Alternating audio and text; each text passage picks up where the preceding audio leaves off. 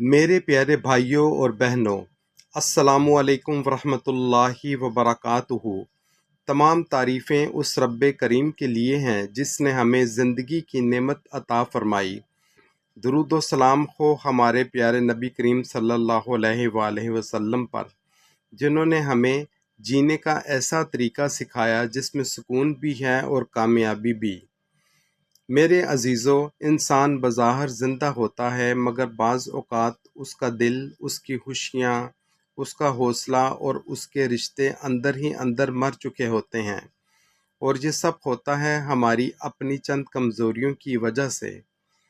آج ہم بات کریں گے ان 4 خطرناک قتلوں کی جن کا تعلق ہمارے دل اور روح سے ہے اور جن سے بچنا نہایت ضروری ہے۔ نمبر 1، زیادہ سوچنے سے خوشیوں کا قتل۔ اسلام ہمیں توکل کا درس دیتا ہے۔ جب بندہ ہر بات میں حد سے زیادہ سوچنے لگتا ہے تو وہ اللہ کی رضا پر راضی نہیں رہتا۔ قرآن ہمیں سکھاتا ہے کہ اللہ پر بھروسہ رکھو، کیونکہ وہی بہترین تدبیر کرنے والا ہے۔ زیادہ سوچنا دراصل دل کو بے سکون کر دیتا ہے اور انسان شکر کی نعمت سے دور ہو جاتا ہے۔ نمبر 2، خوف کی وجہ سے حوصلے کا قتل۔ ایک مومن کا دل اللہ کے سوا کسی سے نہیں ڈرتا۔ جب انسان مخلوق سے ڈرتا ہے تو وہ خالق پر یقین کمزور کر دیتا ہے۔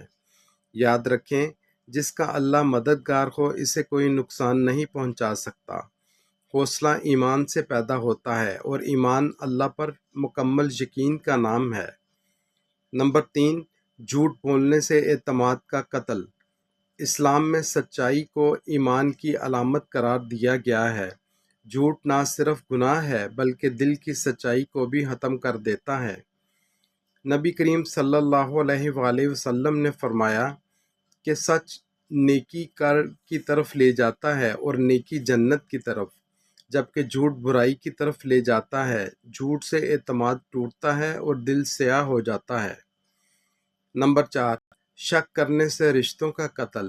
اسلام ہمیں بدگمانی سے بچنے کا حکم دیتا ہے۔ قرآن میں واضح طور پر آیا ہے کہ بہت سے گمان گناہ ہوتے ہیں۔ شک دلوں میں فاصلے پیدا کرتا ہے اور محبت کو ختم کر دیتا ہے۔ ایک مومن وہ ہے جو حسن ظن رکھتا ہے اور اپنے رشتوں کو اعتماد سے مضبوط بناتا ہے۔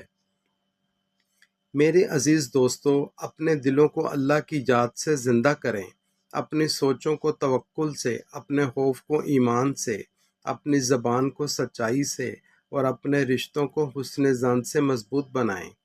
یاد رکھیں، جب دل اللہ کے قریب ہوتا ہے تو زندگی کے زخم بھی سکون بن جاتے ہیں۔ اگر آپ چاہتے ہیں کہ آپ کی زندگی میں بھی روحانیت، سکون اور کامیابی آئے تو اس چینل کو سبسکرائب کریں، ویڈیو کو لائک کریں اور شیئر کریں تاکہ یہ خیر کا پیغام دوسروں تک بھی پہنچ سکے۔ اللہ ہمیں عمل کی توفیق عطا فرمائے۔ السلام علیکم ورحمۃ اللہ وبرکاتہ۔